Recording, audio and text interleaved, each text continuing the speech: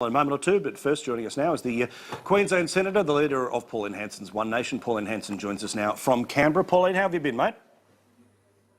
Great, absolutely fantastic, Paul. Thank you. Very busy, but good. Good. Now, I don't want to start on an issue that we'll disagree on, but still, Norfolk Island. Now, you've spent some time there. You're passionately standing up for those on the island that don't like what's happened with Australia essentially taking control of the island back. What do you see as the problem with what's happened over there? Okay, I'll start with Gary Hargreaves, the administrator. People do not like him over there. He's not doing his job. He's a bully, and he's standover tactics. He's a dictator. This is the words from the public over there. So they want him gone. Paul, it's so convoluted, and there's a lot involved with this. And I actually spent from Tuesday till Friday last week on the island speaking to everyone from the, the elders to the non-Australians to the young kids, the younger generation. Look, Australia should not get involved in this, and they shouldn't be taking over the island and make it Australian. They are a culture unto themselves, their own language, their own laws, their own immigration, and I think it's wrong what's happening. Right, but there's a territory issue here where, and look, I have to flag, Gary's a very good friend of mine, so I'll stick up for him, but we're talking from your experience of what's been there. But but I want to ask you, though, is that the reason that they've made these changes supposedly is because under the previous system they didn't have things like Medicare. They didn't have a lot of the upsides of being part of the Australian nation, and they are part of the Australian nation. They may well have some cultural differences here and there, but they're a territory. They have their own sort of territorial or essentially sort of local council parliament, so they have some level of self-determination. But under the previous system, wasn't it one where people had to spend through the nose for basic health care that now they can get for free? No, totally wrong. You don't know. The territory there, they raised their own monies through a GST that they had on the island. They actually had their own income coming from tourism, taxation. They had their own immigration and customs as well. So they ran the island. Before the GFC, they actually were in the black for the last 30 years. They couldn't actually borrow money to pull them out of after the GFC, loss of money, because the budget was behind about $4 to $10 million. That's all, Paul. They weren't in dire straits whatsoever. So the government wouldn't allow them to actually borrow money. They had to get government's permission. These are people with their own culture. They don't have welfare system. They looked after their own people for pensions. They had their own surgery. So that's been shut down by the Australian government. They used to bring people over to Australia if they needed that special care, 8 to 10 a year. Guess what? Since Australia's taken over, 22 evacuations since July the 1st at a cost to the Australian taxpayer between $30,000 to $50,000. Now they have to come under New South Wales, implement rates. They've got to bring in, taxes, payroll tax, not only that, everything that Australia has. These are people that didn't have unemployment, kids, and everyone had about 2 to 3 jobs. Now they're advertising on radio how to collect a welfare from Australia. So for costing Australian taxpayers $136 million over the next 4 years, all we had to do was support them about $4 to $10 million and everything would be fine. But no, we give Indonesia $350 million a year. Let's look at Papua New Guinea. What's that, $400 million a year? Fiji and all the rest of it? No. It's a waste of taxpayers' monies, destroying a culture, a people, their way of life, and it's wrong what Australia's done. And you talk about it, it's a territory. It is an external territory. Queen Victoria gave them their rights, and it's not right what's happened, and it can be challenged under the United Nations Charter, Section 73. We have legal advice on this. They have, not we, they have legal advice on this. And even the UK parliamentarians visited the island. And Paul, your great mate, Gary Hargreaves, they said should be thrown out of the position. They back up what I say. So, Paul, if you want to have a sit down with me over a few cigars, a carton of beer and I'll have a bottle of wine, we can actually have a great discussion about this. All right, good. You got a deal. You got me in anyway. I'll come to your Brisbane office sometime very soon. All right, I'm your way very soon. Now, I want to talk about some other things that we're on far more of a unity ticket on, which is today, Domain released some numbers about the median house prices in all of the major capital cities. I want to show these to people here so you can now have a look. The median house price in Sydney is now $1 million.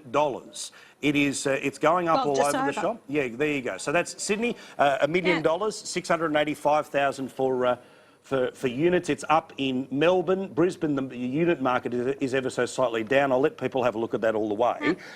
What do you think is driving house prices and house demand in all of our major capitals?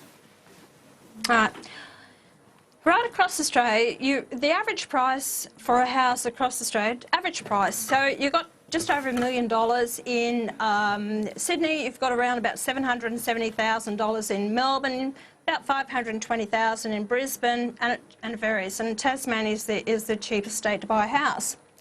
Immigration, Paul, the whole fact is, high immigration, bringing in $300,000 a year into Australia is driving up prices. Also taxes.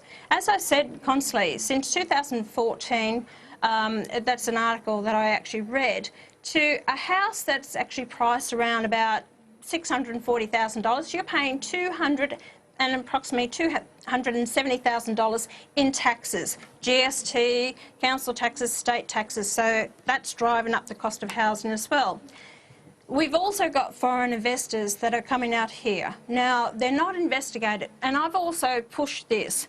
At point of sale, you must present documentation that you have the right to buy, being an Australian citizen or a permanent resident. So you must show identification. That's the biggest issue here that we need to address. So everyone, right across the board, must show identification. No, I agree with you completely. You mentioned Tasmania. I've been banging on your behalf loudly. The Tasmanian Governor not only hooks into you, but also goes to a rally that essentially was having a go at you. The Tasmanian Premier turns around and says, well, I've had a chat to her, but I completely support her right to speak out about whatever she wants. This has never happened before. Never happened before. What do you think of the Tasmanian Governor and the system waving her through? What I'd say to the Tasmanian Governor, fine, everyone has a right to opinion. If you want your opinion, stand for Parliament, get on the floor of Parliament and say it openly. As a representative of the state, being a governor or a governor-general, they're supposed to be apolitical.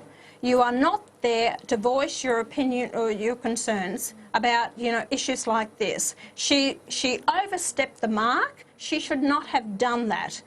And so I'd say, I've had my say about it. I'm not taking it any further. The fact is, keep your opinions to yourself when it comes to this, because there are 49% of Australians who back me, actually 50%, that say about immigration. So if she wants to get political, then stand for the floor of Parliament, then let's have a go at each other on the floor of Parliament. Who's got the right policies?